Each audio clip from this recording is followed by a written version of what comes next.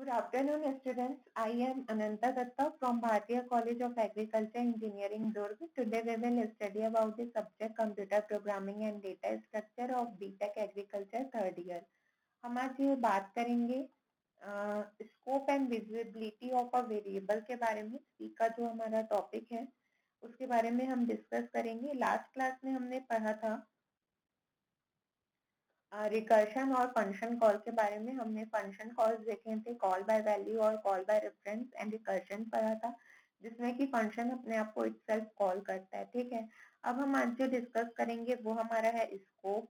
किसी भी जो सी वेरिएबल रहता है उसका स्कोप कहाँ तक के रहता है और उसका विजिबिलिटी क्या होता है। सी प्रोग्रामिंग का स्कोप और विजिबिलिटी के बारे में आज हम डिस्कस करेंगे। ठीक है, तो जो हमारा स्कोप और विजिबिलिटी रहता है उसकी यदि हम बात करें तो सबसे पहले हम स्कोप के बारे में डिस्कस करेंगे कि स्कोप हमारा होता क्या है। Scope is an programming in a region of the program where a defined variable can have its existence and beyond the variable it cannot be accessed. There are three places where a variable can be declared in a C programming language. ठीक है, scope जो है हमारा किसी भी programming language में वो एक रीजन होता है जहाँ पे जो हमारे वेरिएबल रहते हैं वो डिफाइंड होते हैं और उनके एग्जिस्टेंस रहते हैं वहाँ पे। ठीक है, और उसके थ्रू माने कि जो हमारा स्कोप है या हमारा जो एग्जिस्टेंट है या जहाँ पे वेरिएबल डिफाइंड हुआ है उसको छोड़ के कहीं और से हम वेरिएबल एक्सेस नहीं कर सकते। ठीक है, ऐसे हमारे पास तीन प्लेसेस है जहाँ पे हम वेरिएबल को डिक्लेयर करते हैं। ठीक है, तीन प्लेसेस है जहाँ पे हम वेरिएबल डिक्लेयर करते हैं और जहाँ से हम एक्सेस कर पाते हैं। इनको छोड़ के हम और कहीं से वेरिएबल एक्सेस नहीं कर सकते। ठीक है, तो सबसे पहले जो हमारा फर्स्ट वन इज है जो हमारा इनसाइड अ फंक्शन। ठीक है, इनसाइड अ फंक्शन और a block which is called local variable. एक फंक्शन के इनसाइड में या फिर किसी एक ब्लॉक के इनसाइड में यदि हम वेरिएबल को डिक्लेयर करते हैं तो वो हमारा लोकल वेरिएबल कहलाता है। ठीक है, अब यदि हम पूरे फंक्शंस के बाहर में यदि हम डिक्लेयर करते हैं outside of all function then हम उसे ग्लोबल वेरिएबल बोलेंगे। और if the definition of a function parameter which are called formal parameters. ठीक है, डेफिनेशन ऑफ फंक्शन पैरामीटर्स, यदि हम फंक्शन पैरामीटर्स के डेफिनेशन में हम वेरिएबल को डिक्लेयर करते हैं तो हम उसे फॉर्मल पैरामीटर बोलेंगे। तो हमारे पास क्या है, तीन टाइप्स के हैं मेनली जो इसमें रहता है हमारा यूज होता है। वो एक हमारा लोकल वेरिएबल होता है और दूसरा हमारा ग्लोबल वेरिएबल होता है। ठीक है, तो अब हम इन तीनों के बारे में डिस्कस करेंगे। सबसे पहले हम बात करते हैं लोकल वेरिएबल्स की। लोकल वेरिएबल्स मीन्स क्या होता है, variables that are declared inside a function और a block are called local variables. ठीक है, एक फंक्शन के इनसाइड में या एक ब्लॉक के इनसाइड में जब हमारे वेरिएबल्स डिक्लेयर होते हैं तब वो हमारे लोकल वेरिएबल्स कहलाते हैं। ठीक है, they can be used only by the statement that are inside that function और ब्लॉक। ये हमारे जो स्टेटमेंट्स रहते हैं ये किसी भी ब्लॉक या फंक्शन के इनसाइड में रहते हैं या किसी की कोड के इनसाइड में रहते हैं। Local variables are not known to function outside their own. ये जो है फंक्शन के आउटसाइड में लोकल वेरिएबल्स का कोई काम नहीं होता। जो लोकल वेरिएबल है वो फंक्शन के आउटसाइड में नहीं जाने जाते। किसी भी फंक्शन या किसी भी ब्लॉक के स्टेटमेंट के अंदर में जब हम चीजें लिखते हैं तभी हमारा क्या रहता है, वो लोकल वेरिएबल्स कहलाता है। ठीक है, the following example shows how local variable is used. Here all the variables a b and c a b and c are local to main function. a b और c जो यहाँ पे है ये पूरे मेन फंक्शंस में है। ठीक है, आप देखिए यहाँ पे जैसे कि हमने पहले हेडर फाइल को यहाँ पे हमने लिखा हुआ है डिक्लेयर किया, देन हमने इंट मेन लिया हुआ है। इंट मेन मीन्स ये हमारी वैल्यू रिटर्न करेगा। ठीक है, अब यहाँ पे आप देखिए कि लोकल वेरिएबल हम यहाँ पे डिक्लेयर कर रहे हैं इंट ए बी और इंट सी। अब आप देखिए एक्चुअल इनिशियलाइजेशन क्या है, ए 10 है, बी 20 है और C equal to A plus B है। तो ये हमारा क्या हो गया, लोकल वेरिएबल। हम इसे इंट मेन के बाहर की जो भी और कोई यदि हमारा ब्लॉक रहेगा तो हम इसे वहां पे यूज नहीं कर पाएंगे। ठीक है, अब यहाँ पे क्या हो रहा है कि हम A B value of A B and C की हम वैल्यू प्रिंट करा रहे हैं, ठीक है। हम यहाँ पे क्या कर रहे हैं, ए बी और सी की वैल्यू प्रिंट करा रहे हैं। तो यहाँ पे ए की वैल्यू 10, बी की वैल्यू 20 और सी की वैल्यू 30 जो है हमारी प्रिंट हो जाएगी। तो ये हमारा क्या हुआ, लोकल वेरिएबल, ठीक है। अब हम बात करते हैं ग्लोबल वेरिएबल की। ग्लोबल वेरिएबल क्या होता है, global variable are defined outside a function usually on the top of the program। global variable जो है function के outside में define होता है, जो कि top of the program में ये usually define होता है, ठीक है। global variable holds the value throughout the lifetime of your program। Global variable जो है वो वैल्यू होल्ड करके रखता है जब तक कि आपके प्रोग्राम का जो लाइफ टाइम रहता है प्रोग्राम का, तब तक के वो वैल्यूज को होल्ड करके रखता है। and they can be accessed inside any of the functions defined in the program। और ये जो ग्लोबल वेरिएबल्स रहते हैं हम इसे किसी भी फंक्शन के इनसाइड से एक्सेस कर सकते हैं। जैसे कि आप यहाँ पे देखिए कि हमारा जो लोकल वेरिएबल था हम इसे इसके बाहर इंट पर मेन है, यदि और कोई फंक्शन हम यहाँ पे लिखते हैं तो उसके अंदर हम यहाँ के वेरिएबल्स को यहाँ के वेरिएबल्स को यूज नहीं कर पाएंगे। बट ग्लोबल वेरिएबल में क्या होता है कि हम किसी भी फंक्शन में, किसी भी फंक्शन के या किसी भी ब्लॉक के इनसाइड में हम ग्लोबल वेरिएबल्स को एक्सेस कर सकते हैं। A global variable can be accessed by any function। There is a global variable available for use throughout your entire program after its declaration। जब हम एक बार ग्लोबल वेरिएबल को टॉप ऑफ द प्रोग्राम में declare कर देते हैं तब हम पूरे प्रोग्राम में उसे कहीं भी एक्सेस कर सकते हैं, ठीक है। अब आप एक एग्जांपल देखिए ग्लोबल वेरिएबल का, जैसे कि हैश इंक्लूड हमने यहाँ पे हेडर फाइल लिखा हुआ है। देन यहाँ पे आप देखिए इंट जी ग्लोबल वेरिएबल यहाँ पे डिक्लेयर हुआ है। इंट मेन से बाहर है, ये टॉप ऑफ द प्रोग्राम है, मीन्स हेडर फाइल के बाद जो हम डिक्लेयर करते हैं वो हमारा ग्लोबल वेरिएबल होता है, जिसे कि हम हेडर फाइल के बाद डिक्लेयर करते हैं, ठीक है। इंट मेन में आप देखिए कि लोकल वेरिएबल यहाँ पे डिक्लेयर हो रहा है इंट ए और बी। अब आप एक्चुअल डिक्लेरेशन देखिए, ए और बी की वैल्यू डिक्लेयर हो रही G equal to A plus B. अब यहाँ पे जी की वैल्यू हम यहाँ पे प्रिंट करा रहे हैं ए बी और जी। तो जो ये इंट जी है ना, हम इसे यहीं पे यहाँ पे एक और फंक्शन वगैरह बनाएंगे या कोई ब्लॉक ऑफ कोड है तो उसके अंदर भी हम जी को यूज कर सकते हैं, ठीक है। A program can have the same for all local variables। अब देखिए यहाँ पे आप देखिए global declaration int G equal to 20। यहाँ पे हम क्या ले रहे हैं, इंट जी इक्वल टू 20, वो ग्लोबल डिक्लेरेशन दे रहे हैं, जी की वैल्यू 10 ले रहे हैं। अब क्या कर रहे हैं, हम वैल्यू प्रिंट करा रहे हैं जी की। तो वैल्यू ऑफ जी क्या हो जाएगी हमारी, 10 हो जाएगी, ठीक है। तो ये क्या हुआ हमारा ग्लोबल वेरिएबल का डिक्लेरेशन। अब हमारे आते हैं फॉर्मल पैरामीटर्स। फॉर्मल पैरामीटर्स जो हमारे ट्रीट होते हैं वो लोकल वेरिएबल्स के अकॉर्डिंग ट्रीट होते हैं with in a function and they take precedence of global variable. For example, ठीक है, आप अब एक एग्जांपल देखते हैं। यहाँ पे देखिए hash include stdio dot h। हम यहाँ पे ग्लोबल वेरिएबल डिक्लेयर कर रहे हैं int a equal to 20। Then हम यहाँ पे लोकल वेरिएबल डिक्लेयर कर रहे हैं a equal to 10, int b equal to 20 और c इक्वल टू 0। अब आप देखिए हम यहाँ पे प्रिंट करा रहे हैं वैल्यू ऑफ a और हम c का सम करा दे रहे हैं, sum equal to a plus b। और हम क्या कर रहे हैं, मेन में प्रिंट करा दे रहे हैं, ठीक है। अब यहाँ पे क्या कर रहे हैं, यहाँ पे देखो आप सम a और b ले रहे हैं तो हमारा क्या बनेगा, एक फंक्शन बनेगा, ठीक है। एक फंक्शन हमारा यहाँ पे बनेगा सम इंट a इंट b। अब यहाँ पे आप देखिए क्या हो रहा है, प्रिंट कर रहे हैं हम वैल्यू ऑफ a और वैल्यू ऑफ b को जो है हम यहाँ पे प्रिंट करा रहे हैं। रिटर्न क्या होगा हमारा a प्लस b। जब ये अबव कोड एग्जीक्यूट होगा तो हमारा क्या रिजल्ट आएगा, value of a in the main 10, value of a इन सम 10, ठीक है। वैल्यू ऑफ a जो हमारा मेन में जो वैल्यू है हमारा a का वो प्रिंट होगा और यहाँ पे c का वैल्यू प्रिंट होगा।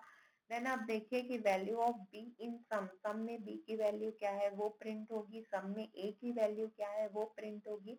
अब value of c in main, ठीक है, value of c in main में यहाँ पे आपकी मेन में जो c की वैल्यू होगी वो a प्लस b होगा सम का। तो सम का जो a प्लस b होगा तो सम के a और b में क्या है आपका 10 है और 20 है। तो जब सम के ए और बी में आपका 10 और 20 है तो आपका क्या होगा कि जो सी में वैल्यू जो आएगी आपकी वो आएगी 10 + 20 आपकी 30 आ जाएगी। ठीक है, तो ये क्या हुआ आपका फॉर्मल पैरामीटर। तो अपन ने क्या देखा, ग्लोबल, लोकल और फॉर्मल पैरामीटर। जो लोकल है वो सिर्फ हम एक फंक्शन के अंदर ही डिक्लेयर करते हैं, और जो ग्लोबल वेरिएबल रहते हैं उसे हम टॉप ऑफ द प्रोग्राम में डिस्कस करते हैं, जिससे कि हम पूरे प्रोग्राम में कहीं भी यूज कर सकते हैं। ठीक है, अब देखिए कि हमें जो इनिशियलाइज करते हैं ग्लोबल और लोकल वेरिएबल का, ये आपका जो है इनिशियलाइजेशन है ग्लोबल और लोकल वेरिएबल का। ठीक है, जो भी हम ग्लोबल और लोकल वेरिएबल इनिशियलाइज करते हैं तो हम उसे डिफॉल्ट वैल्यू जो है, उनकी डिफॉल्ट वैल्यू ये इनिशियलाइज रहती है। जैसे हमने सिर्फ इंट लिया तो उनकी जो डिफॉल्ट वैल्यू इनिशियलाइज रहती है वो 0 रहती है, कैर की भी 0, फ्लोट की भी 0, डबल की भी 0, और जो पॉइंटर की रहती है वो नल रहती है। ठीक है, तो ये क्या हुआ हमारा स्कोप ऑफ अ वेरिएबल। अब हम विजिबिलिटी बात करें यदि, तो विजिबिलिटी ऑफ अ वेरिएबल हम कैसे डिस्कस करते हैं कि how much rest of the program can access the variable. जो वेरिएबल है वो रेस्ट ऑफ द प्रोग्राम में कितना एक्सेस कर पाएगा, उसे हम बोलते हैं विजिबिलिटी ऑफ अ वेरिएबल। ठीक है, you can arrange that a variable is visible only within one part of function or in one function in source file or anywhere in the program। हम क्या डिस्कस करते हैं कि हमारा जो variable visible है वो कौन से पार्ट में विजिबल है, प्रोग्राम के किसी एक फंक्शन में, या एक से ज्यादा फंक्शन में, या सोर्स फाइल में, या फिर प्रोग्राम में कहीं भी। तो ये हम क्या देखते हैं कि हमारा जो प्रोग्राम विजिबल है या वेरिएबल विजिबल है वो कहाँ कहाँ पे विजिबल है। The visibility of an identifier in a region और a program source code from which an identifier associated object can be legally accessed। ठीक है, source and scope and visibility की यदि हम बात करें तो आप यहाँ पे देखिए एक प्रोग्राम की वॉइड एफ यदि हमने यहाँ पे लिया हुआ है तो इंट जे जो है हमारा डिफॉल्ट है, जे इक्वल टू 3 यहाँ पे क्या है हमारा, ये स्कोप जो है यहाँ पे हमारा विजिबल है। ठीक है, अब यहाँ पे देखिए हमने फिर डबल लिया, जे जे इक्वल टू 0.1 ले लिया। अब 0.1 फिर से ले लिया तो यहाँ के लिए क्या हुआ, जे जो 3 है वो क्या हो गया हमारा, हिडन हो गया। ठीक है, अब यहाँ पे आप देखिए कि जे प्लस इक्वल टू 1 हो गया। ठीक है, तो यहाँ पे जो हमारी जो वैल्यू हो रही है वो यहाँ पे ठीक है, तो ये क्या है हमारा कि हमारा जैसे हम यहाँ पे यदि डिस्कस कर रहे हैं तो यहाँ पे जो है हमारा वैल्यू जे का जो 3 था वो हमारा यहाँ पे हिडन हो गया। तो ये जो हमारा है ये हमारा स्कोप और जो वेरिएबल है विजिबिलिटी है, ये हमारा टॉपिक था scope and visibility of a variable, जिससे कि हमने पढ़ा इसमें जो हमारा स्कोप ऑफ वेरिएबल में लोकल और ग्लोबल वेरिएबल था वो सबसे इम्पोर्टेंट था आपके लिए। उसके बाद जो रेस्ट था विजिबिलिटी ऑफ अ वेरिएबल की, एक वेरिएबल की विजिबिलिटी कहाँ तक के रहती है, ये चीज हम डिस्कस कर रहे थे। अब हम बात करते हैं नेक्स्ट टॉपिक की। हमारा जो नेक्स्ट टॉपिक है वो है हमारा स्ट्रिंग फंक्शन। स्ट्रिंग में कौन कौन से हमारे फंक्शंस होते हैं, स्ट्रिंग में हमारे बहुत सारे फंक्शंस होते हैं, बट कुछ हमारे जो स्ट्रिंग के फंक्शन है वो आज हम यहाँ पे डिस्कस करेंगे। ठीक है, जो कि हमारे string.h की लाइब्रेरी में ये सारे फंक्शन जो हमारे डिफाइन रहते हैं। ठीक है, तो यहाँ पे हम कुछ फंक्शंस डिस्कस करेंगे। हमारे पास हम यहाँ पे सबसे पहला फंक्शन जो डिस्कस करेंगे वो है str_len, जो कि हमारी स्ट्रिंग नेम की लेंथ को रिटर्न करता है। देन हमारा str_copy, ये हमारे कॉपी करता है कंटेंट को सोर्स फाइल से डेस्टिनेशन फाइल्स में, कॉपी करता है हमारे कंटेंट को। देन आता है स्टार कैट, स्टार कैट क्या करता है, कॉन्टेक्स्ट करता है, एक स्ट्रिंग को दूसरे स्ट्रिंग के साथ ज्वाइन करता है। ठीक है, जैसे दो स्ट्रिंग है आपको तो दोनों स्ट्रिंग को ज्वाइन करेगा और जो उसका रिजल्ट है वो फर्स्ट स्ट्रिंग में स्टोर करेगा। ये होता है आपका स्टार कैट। देन आता है आपका स्टार कंपेयर, ये आपके दो स्ट्रिंग को कंपेयर करता है। यदि दोनों स्ट्रिंग सेम रहते हैं तो वो रिटर्न करता है 0, और यदि नहीं रहता तो वो रिटर्न करता है फॉल्स। देन आपका आता है str_rev, ये क्या करता है हमारे स्ट्रिंग को रिवर्स कर देता है। देन हमारा आता है strLWN। ये हमारा क्या करता है कि जो कैरेक्टर रहते हैं उन्हें लोअर केस में रिटर्न करता है, और जो strUPR है ये हमारा जो कैरेक्टर रहता है उसे अपर केस में रिटर्न करता है। तो ये आपके क्या थे, कुछ स्ट्रिंग फंक्शंस थे। अब हम एक एक फंक्शन का प्रोग्राम के साथ डिटेल में डिस्कस करेंगे, ठीक है। तो सबसे पहले आपका क्या था, लेंथ फंक्शन था strlen। ये आपका लेंथ फंक्शन था। The strlen functions returns the length of a given string। एक given string की ये length हमें return करता है।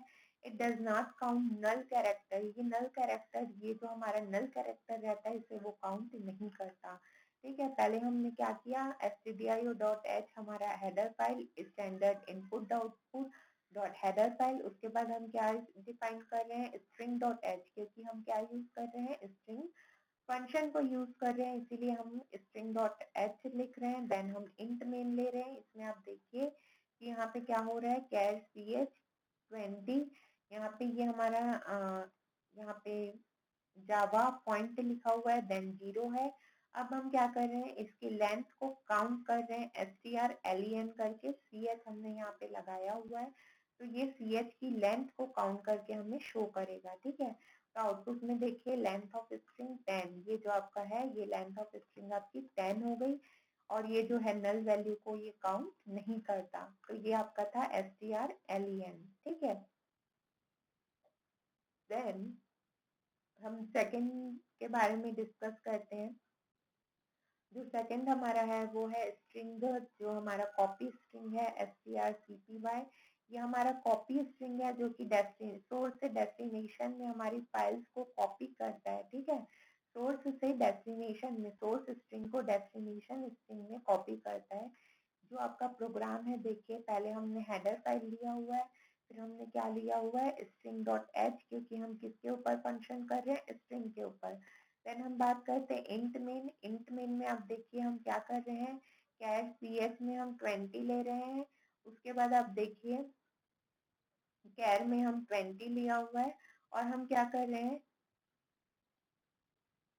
कॉपी कर रहे हैं। जो कैर 20 था उसे कैर 2 में, हम यहाँ पे देखिए कैर 2 में हम कॉपी कर रहे हैं, ch की वैल्यू को ch2 में हम कॉपी कर रहे हैं, ठीक है। और हम किसकी वैल्यू को प्रिंट कर रहे हैं, ch2 की वैल्यू को हम प्रिंट कर रहे हैं। तो यहाँ पे देखिए value of second string is Java point. Second string की जो हमारी वैल्यू है वो हमारी जावा पॉइंट है, ठीक है। देन हमारा जो थर्ड टॉपिक है, थर्ड टॉपिक है हमारा सी स्ट्रिंग कॉन्कैटिनेशन strcat, जो हमारा है कॉन्कैटिनेशन के लिए यूज होता है। तो हम जो कॉन्कैटिनेशन के लिए यूज करते हैं strcat, ये हमारा जो है दो स्ट्रिंग को कॉन्कैटिनेट करता है और पहले स्ट्रिंग में इसके रिजल्ट को स्टोर करता है, ठीक है।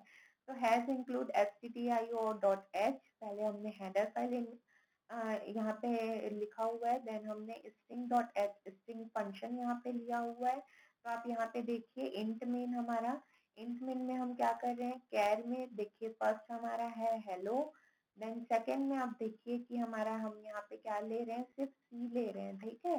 देन हम क्या कर रहे हैं कि कॉन्कैटिनेट कर रहे हैं, मैंने फर्स्ट और सेकंड ch और ch2 की जो वैल्यूज है हम उसको क्या कर रहे हैं, आपस में जोड़ रहे हैं, और इसकी जो वैल्यू है वो फर्स्ट स्ट्रिंग में सेव हो जाएगी। तो आप देखिए जो हमारा वैल्यू है वो है हेलो सी। आप यहाँ पे देख सकते हैं कि पहला कैरेक्टर और दूसरे स्ट्रिंग का जो कैरेक्टर था, दोनों कैरेक्टर को हमने कॉन्कैटिनेट किया है, ठीक है। कॉन्कैटिनेट मैंने दो फाइल्स को जोड़ना और उसकी जो वैल्यू है वो फर्स्ट फाइल में रिटर्न करना। देन हमारा नेक्स्ट आता है कॉन्कैटिनेट कंपेयर। कंपेयर में हम क्या करते हैं कि दोनों वैल्यूज को हम कंपेयर करते हैं, फर्स्ट और सेकेंड वैल्यू को कंपेयर करते हैं। यदि दोनों वैल्यू कंपेयर रहती है तो हमें 0 रिटर्न होता है, ठीक है।